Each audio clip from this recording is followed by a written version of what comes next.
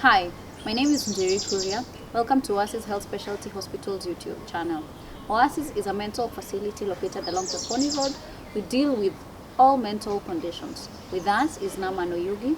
Today we're going to discuss about mental health and specifically about worry. How can we manage worry or help a person or a friend who is going through that phase in life? Okay. So, worry is a chain of thoughts and images that affect our mood and also make us feel uncomfortable. I must say that worry is a universal experience. Everyone goes through it, and in a sense, it's also adaptive and evolutionary. That means it helps us cope, and it can help you come up with solutions and set your goals if you worry about situations in your life. So, but everything when done in excess can be maladaptive. It can be counterproductive and make your system basically make you develop mental health issues. And so that's why there is need for us to know how to manage our worry. I can start by saying there are two kinds of worry. One, the first type is worry that's amenable to solving problems. That means it can be solved by just having good problem solving skills. These are worries of things that are real. That there is the unrealistic problems that we have, and we have real problems.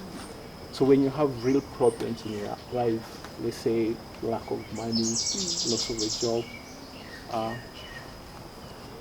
difficult relationships, they can make you worry a lot. Those are real things that you need to tackle, handle with more problem solving skills. And there is another type of worry that's hypothetical. The expectation of maybe a negative or a dangerous outcome that might not likely happen. Let's say you worry you're going to die tomorrow, and there is no indication that you are sick or there's something that's going to happen to you tomorrow that will cause your death. So in solving worry, the first type you need to identify is your worry real or unreal? You have to know that. If your worry is real, then solving problem approach will be helpful. You'll identify your problem, you'll come up with a list of options to explore, and you'll try to execute those possible solutions, and then you see the outcome. And if the outcome, So Naaman, welcome. What is the definition of mental health, and what do you understand as a person when you hear the term mental health? Okay. Yeah, thank you, Jerry. So basically, mental health is the absence of mental illness. So my understanding of that is when psychologically you're well. So it's a state of psychological well-being. Yeah. So there's people out there. All of us get worried from time to time. What can you say about worry, and how does it relate or how does it affect our mental health? Yeah.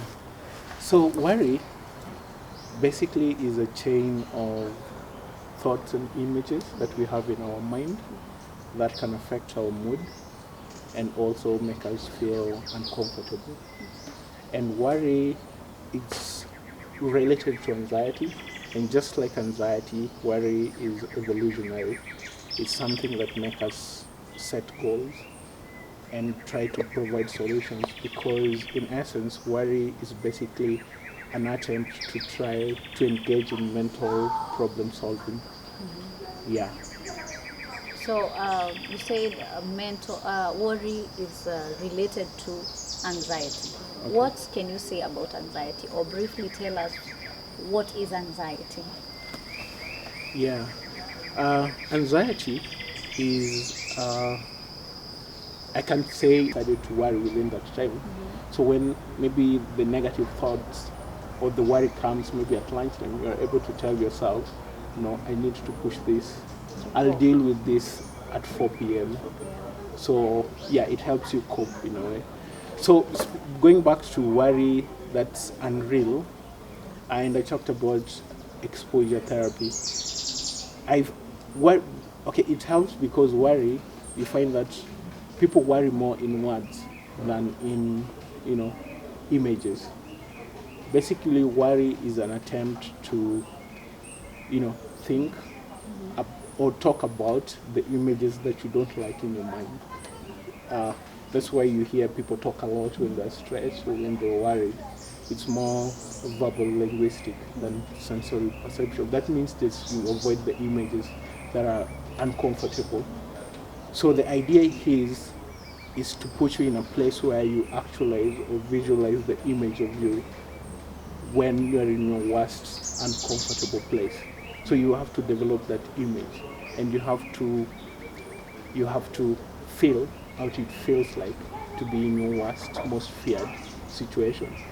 So in a sense, when you are in your worst, most feared situation, you'll be able to deal with the feelings that come with it.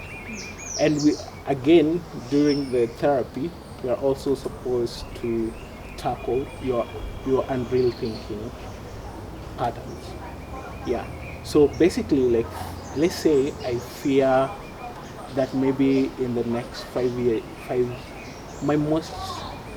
the worst fear that I have, let's say in the next 2 years, I'll go completely broke.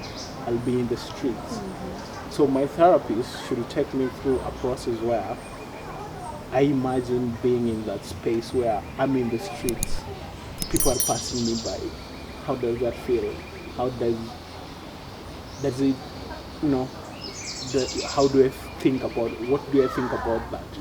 So when I'm able to take myself mentally and using images to be in the space, I kind of lessen the worry and the anxiety. It's a whole complex therapy. So would you recommend, like, if a person, okay, people say it's normal to get worried from time to time. It's very normal. But at what point would you say that this person should see a therapist?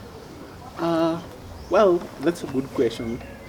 I said that worry is evolutionary, just like anxiety. So if you don't worry, you don't get things done. But when your worry becomes excess to the extent that it affects your social obligations, or maybe it affects your social interactions, it affects your occupational obligations as well. It causes maybe, symptoms within your body, sort of destabilizes you.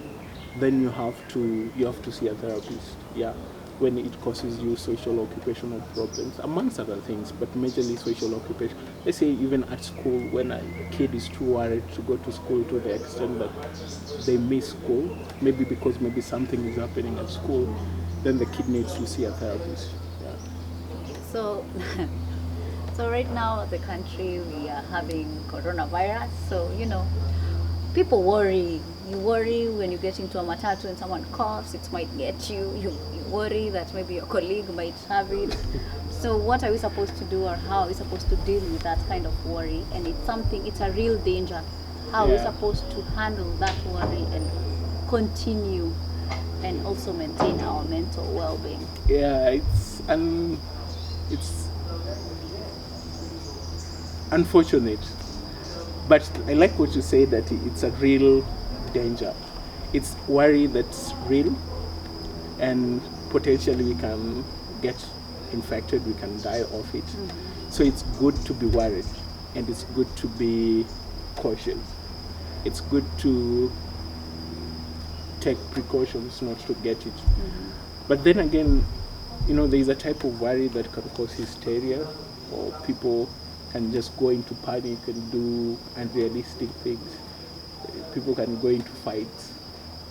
So then again, I feel like we should just acknowledge the danger and do things that make us less susceptible or put us out of that danger. Like you've been told of simple things like wash your hands, don't touch your face, or avoid crowded places, self-distancing, self-quarantine. So that's the basic things that you should do if you're worried.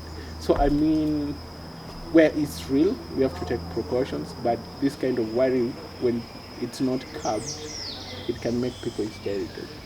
Yeah. So thank you so much, Naaman, for the educative talk. So thank you so much for watching. Don't forget to subscribe and hit on the notification bell.